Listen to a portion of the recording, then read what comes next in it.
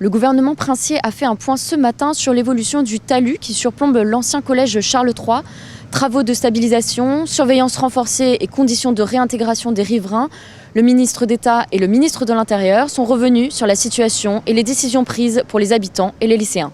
Nous avons pris des décisions et en fonction des expertises dont nous disposons de par les organismes agréés, de pouvoir réintégrer aujourd'hui les habitants à Beausoleil et dans la Principauté qui avaient été mis à l'abri dans des hôtels et de pouvoir continuer à l'avenir à renforcer l'instrumentation dont nous disposons pour mesurer, le cas échéant, l'évolution de la pression.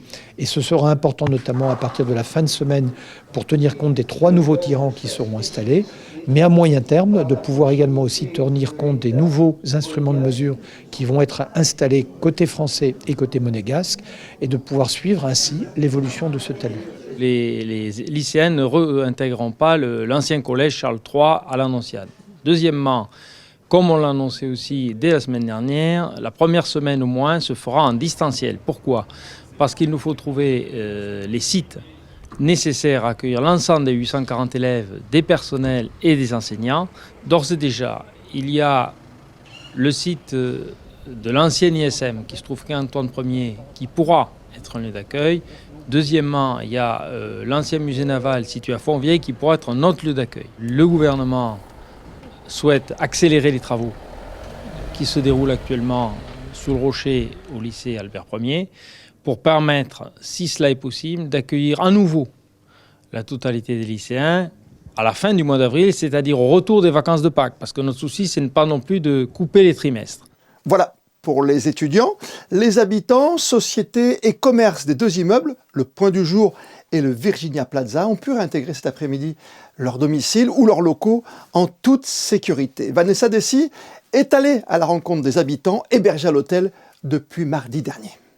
Premier ressenti, apparemment il semblerait que la cote d'alerte a été atteinte il y a quelques jours et que ça basculerait dans le bon sens.